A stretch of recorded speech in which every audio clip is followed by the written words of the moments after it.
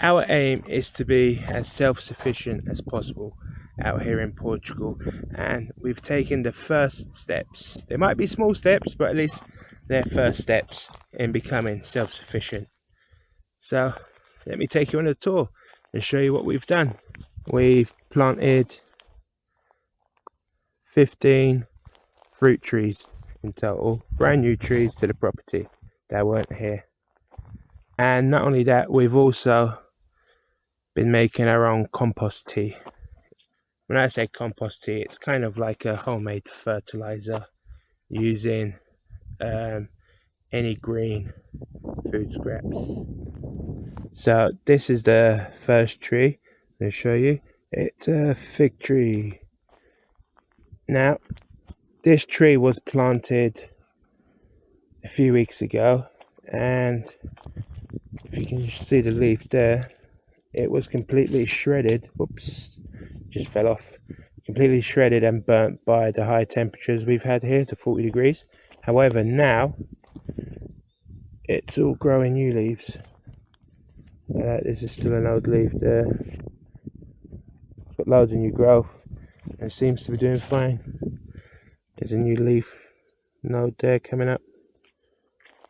So that's tree number 1, fig tree. Tree number 2 is a flat peach, mountain flat peach is what it's referred to as, whereas over here they just call it Pisagate or peach tree. They don't actually tell you the variety. However, it is a flat peach variety. And this tree here now, it's guava. It's actually a Cattleya guava tree, and it has been growing some fruits already. So this is probably the only tree that didn't suffer with the 40 degrees and upwards that we had over here. And they've all got a layer of mulch as well. So this tree, I can't remember what it is. In Portuguese, it's a nespreira, which is either kumquat or a loquat tree. I keep getting them confused because they're both kind of like yellowy orangey fruit. So it's either kumquat or loquat, this one. Now on to the next tree. Yeah, this tree was a bit battered. The leaves are still going brown a bit, hasn't made a full recovery, but it's a plum tree, Meixueira.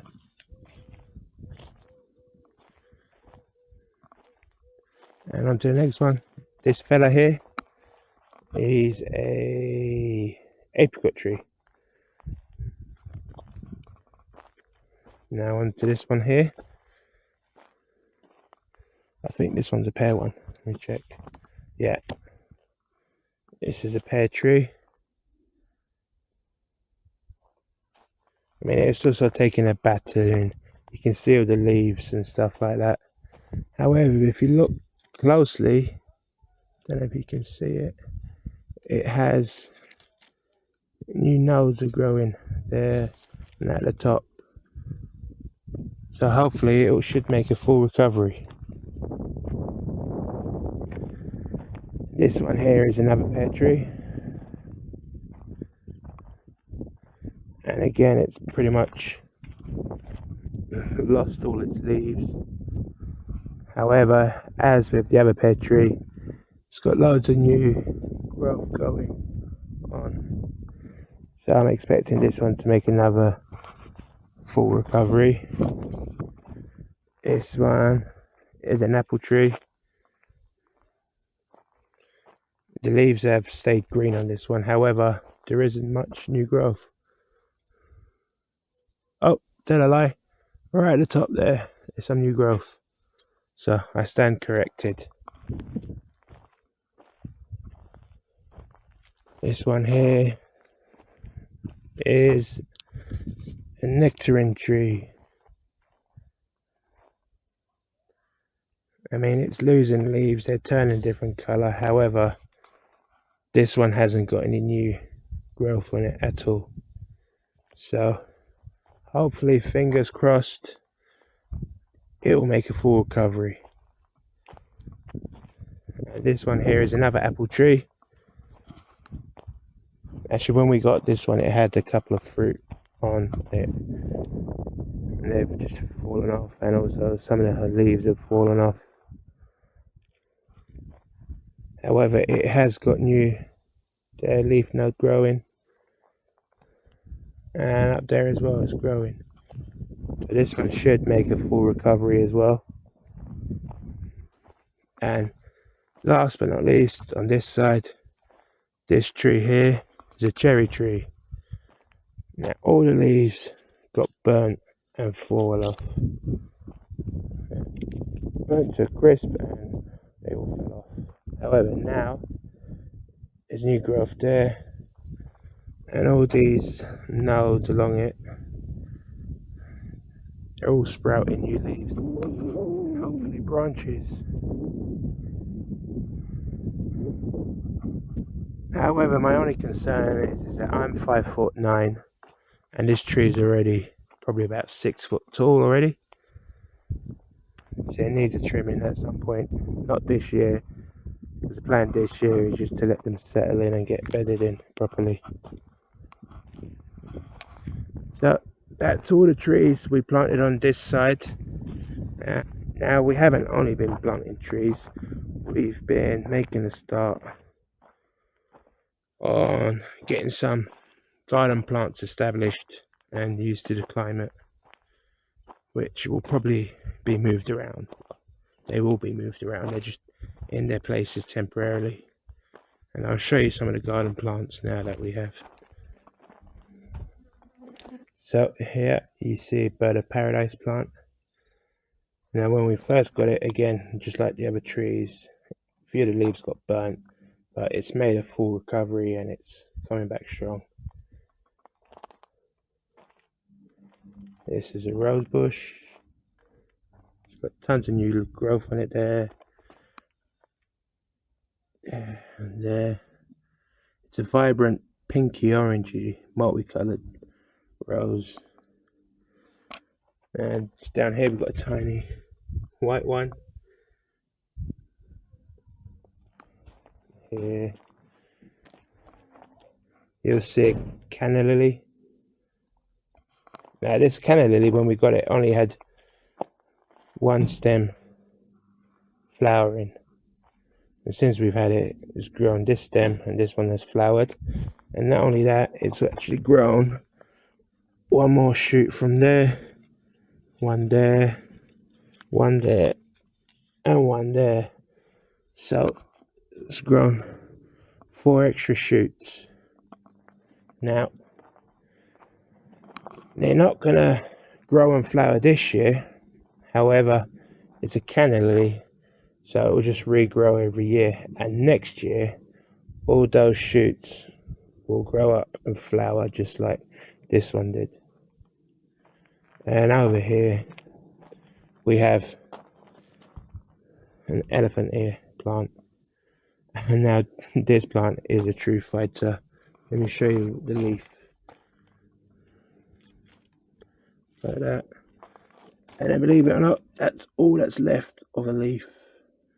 So when we got the plant and we put it in here, it just got completely demolished by the sun. The sun just burnt it within a couple of days.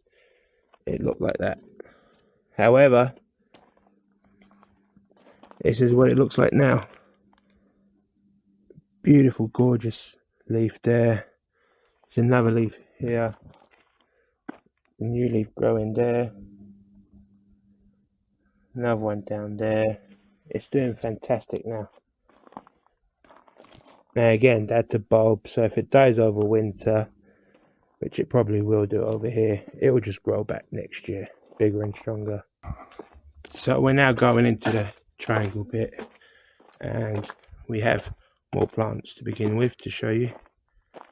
And we don't know if they're all going to survive, so it's a bit of a trial run and hit and miss.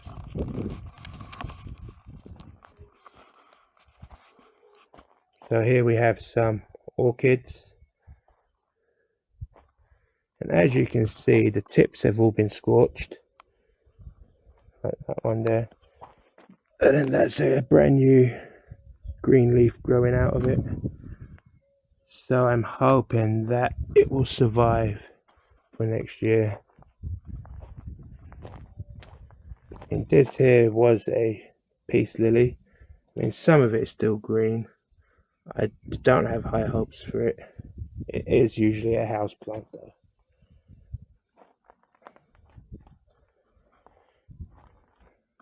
Now this plant here is something special. It has done fantastically well here. And if I lift it up, you can see new pups are growing underneath it there. It's a new plant.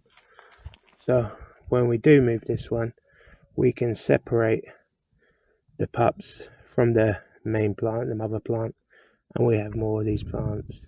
And if anyone's interested in what this is apparently a moonlight aloe vera, apparently. Well, that's what it was sold at to us as. But this here is your typical aloe vera plant, which is doing fantastically. Here we have coconut palm. We don't know if it's going to survive because it's all been burnt by the sun. But fingers crossed it should survive.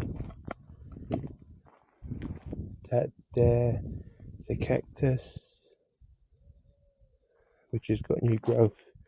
At the top there it's flowering.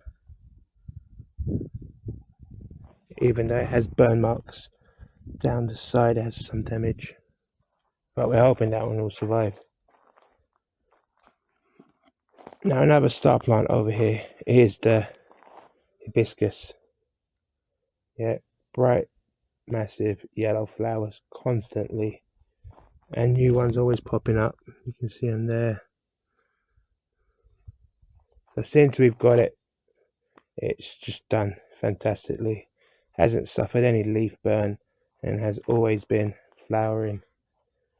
You can see these here. They're ready to open up. I have a couple of succulents here.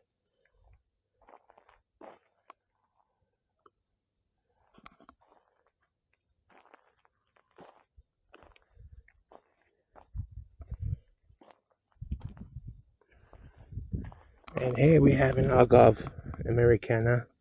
There's another one. Now they will grow massive over here. Probably as wide as 1.5 meters. Got 3 of them in total. And we found them on the side of the road pretty much off a dirt track, and we just picked them out of the ground. And some people would disagree with that, but hey, they were there, they didn't belong to anyone. So we just took 3 of them.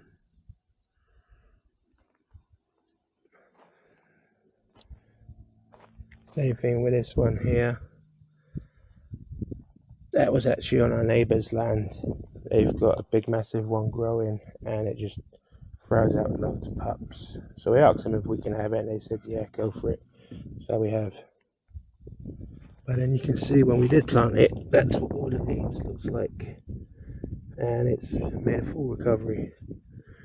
Now you have to be really careful with this one because the leaves are like razor blades. If you put your finger on it, you will slice your finger.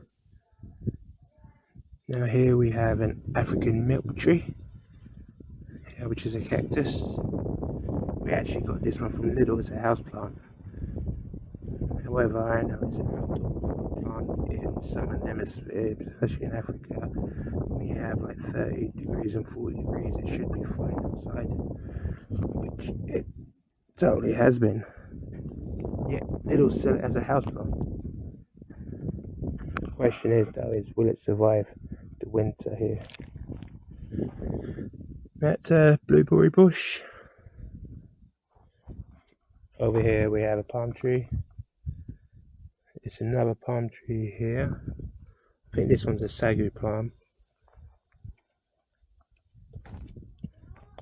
Over here we have a yucca. This one here, I can't remember what it is, but it's all been burnt by the sun, the outside, but the inside is green. So I'm hoping that it will survive. We'll see.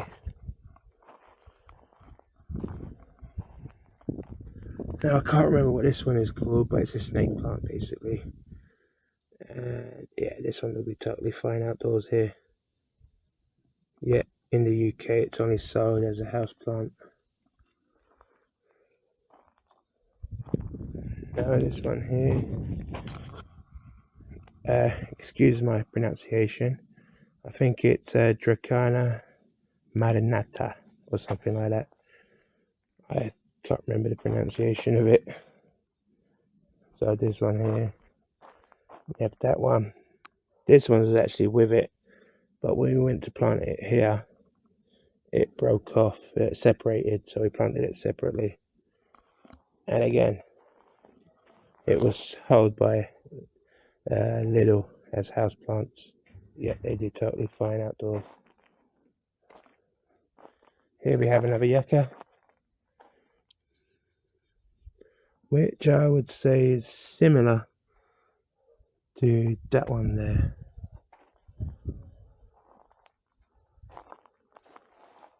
However, they're not exactly the same. Okay, moving on to the next one. We have another palm tree there. This one was growing on our land, and we found it growing, so we just brought it here and planted it to see if it will grow there temporarily. And this one here. So this one here in English is a strawberry tree. Now, with strawberry trees, if you haven't tried it before, the fruit of a strawberry tree, it is absolutely delicious. However, you don't buy them in the supermarkets because once harvested, the fruit doesn't transport well. So the supermarkets don't make any money from it, so they don't sell it basically, which is a shame because it is absolutely delicious. And if you have a chance, grow one. Not only that, is that when the tree is probably starts fully growing and stuff like that, the whole trunk, the whole branches are red like that, and that alone makes for a lovely feature tree, if that makes sense. It is just lovely to look at, and as a bonus, delicious fruit.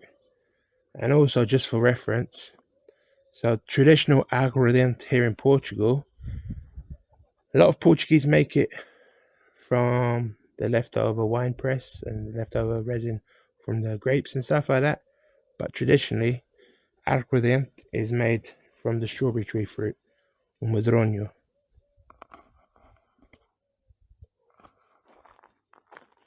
So there you go, medronho, strawberry tree. So as I said, these plants aren't going to stay here permanently. Maybe one or two of them are. However, the medronho strawberry tree, the blueberry bush and stuff like that, and some of the yuccas, they're all going to be transplanted elsewhere once it's all ready to go. If that okay. And now on to the last bit of the trees and the plants. So what do we have here? We have a guava tree.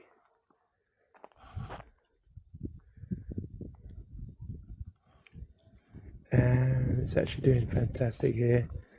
New growth there, and new growth down here. This one's loving this spot here. And then over here we have a lime tree. However, this one doesn't have any new growth.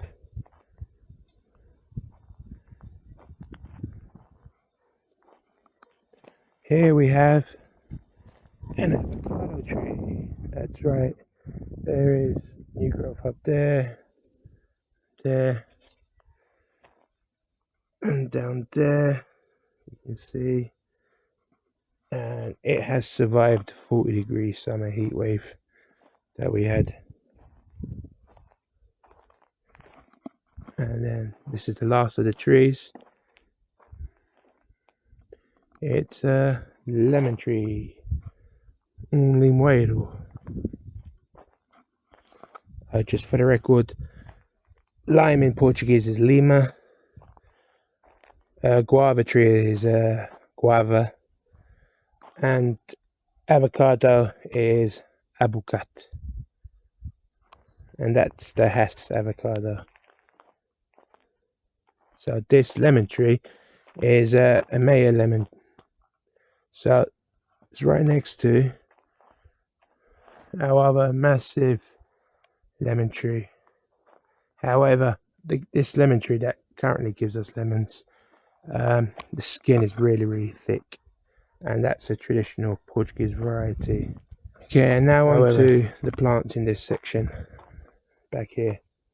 So this plant might be contentious to some people out there, and some people may think it's a dangerous plant, and etc. However, I've been around it loads of times and for ages and never had an issue. It's oleander. There.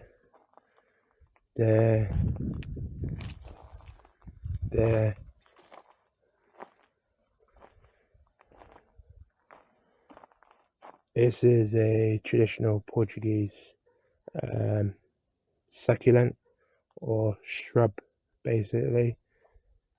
I can't remember what it's called. This one here is oleander again, and this is a different version of an African milk tree. You can see it down there, starting the leaves. And another oleander. So some people might not know, but others do know, and the people are like, well, what's the big deal with oleander? Well, basically, oleander is in the top 10 most dangerous plants in the world, basically. It's been known to make poison out of it and stuff like that.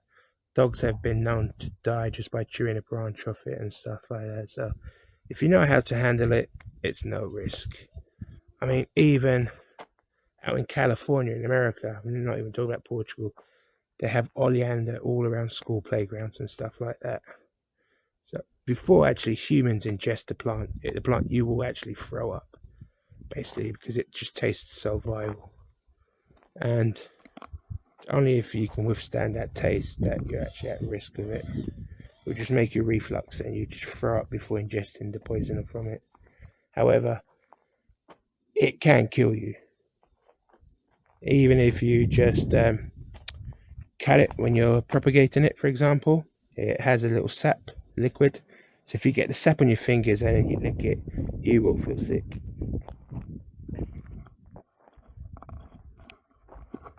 So that's enough about oleander. And the last plant here is this one here.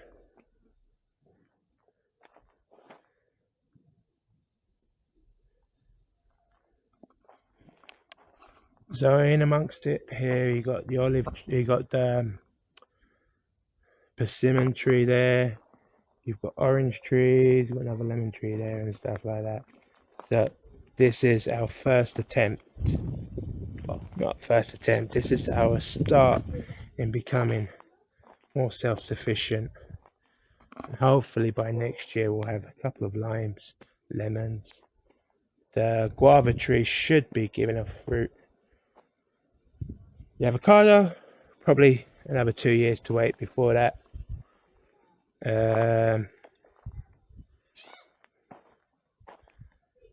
Some of the other fruit on the other side should be giving fruit, like the cherries should be giving fruit next year. The pears, the nectarines, they should be giving fruit. I'm actually coming under this orange tree because this is where I have this tree growing. Don't know if you can see it. There's here, this tree. Probably looking at how thick it is, it's probably a good 50 years old at least. and it is citronella. It smells similar, like lemony, minty and stuff like that.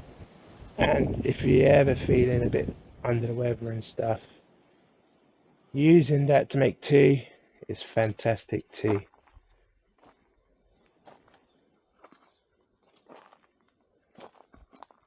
Oh, and there is my container for homemade fertilizer. So this is our compost tea. Now it's been fermenting in here, brewing as I call it, for about 2.5 weeks. You can use it straight away after a week. However, I've left it for 2.5 weeks because I didn't really need to use it. So how do we use it? Well, before we even get onto how we use it, just be warned that when you open it, it's gonna stink. Because basically it's been fermenting, just as if you're making alcohol, how the yeast mixes with the juices and the sugar, etc, etc. However, all the kitchen scraps have been decomposing in water. So basically the water has been infusing all the minerals that were in the kitchen scraps. So this is going to be high in nitrogen, magnesium, phosphorus, and everything else. So before I open it, let me just tell you how to use it. So we're going to need to strain it. So I've got a baby sieve, measuring jug.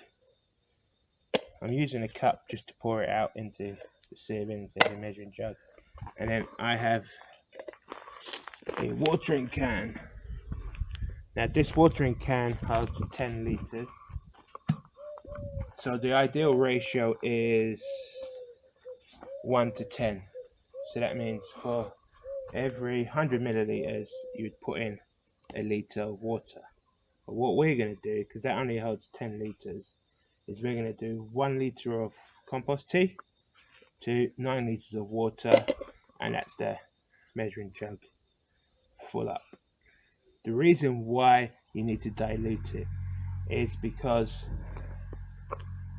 if you give plants and trees too many nutrients too quickly, it can have a counter effect basically. Just like humans, trees can actually overdose and actually die from over fertilization, if that makes sense. Too much nutrition too quickly, too strong for them to handle, and they will just die. Right, so let's open this up.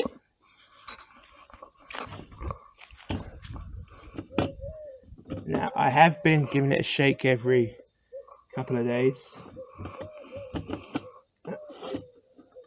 Let me give it another shake before I actually open it.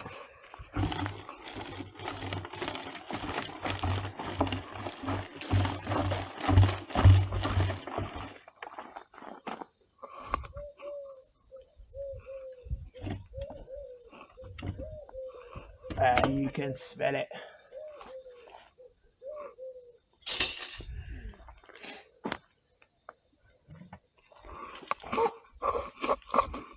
Have a look at that.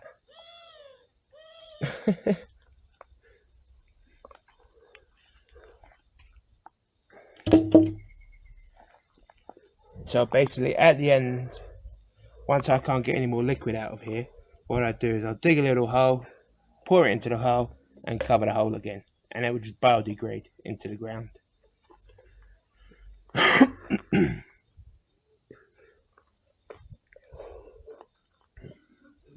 How does it smell, TJ? Hang on, you need to see this. He's about to throw up. My videographer will be chucking it out.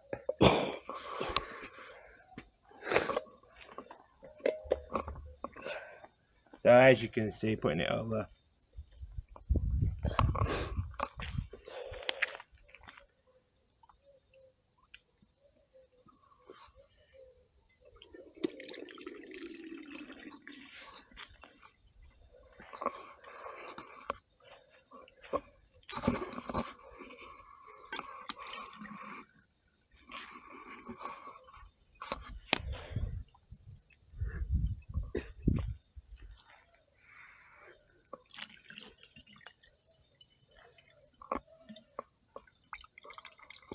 So what I do, if it starts getting too clogged up, just put it back in and start again.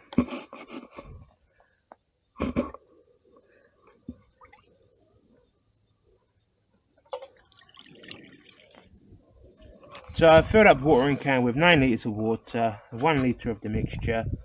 However, as you can see, there's still some bits floating around that went through the sieve, or colander as you call it. So I'm going to take the top of this. Last thing I want is for it to get stuck in here, and just water the plants and your trees as you would normally, and that's how you use it. However, today I'm just doing the citrus trees here in the triangle bit with this.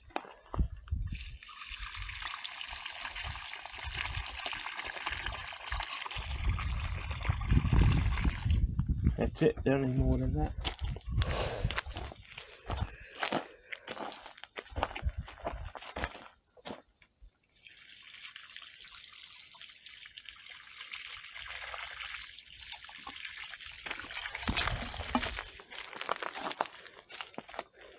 So these trees have been here for several years and no one has ever given them any extra nutrition during the growing season and stuff like that. So no, never been fertilized and stuff like that whilst they're growing.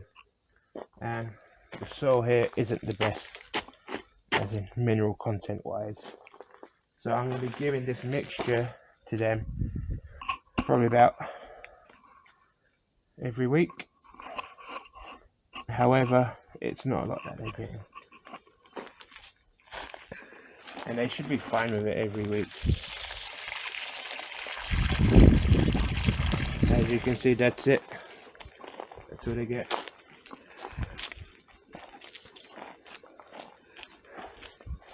As you can see, the orange tree is full of oranges, and it's never been watered before in the summer. So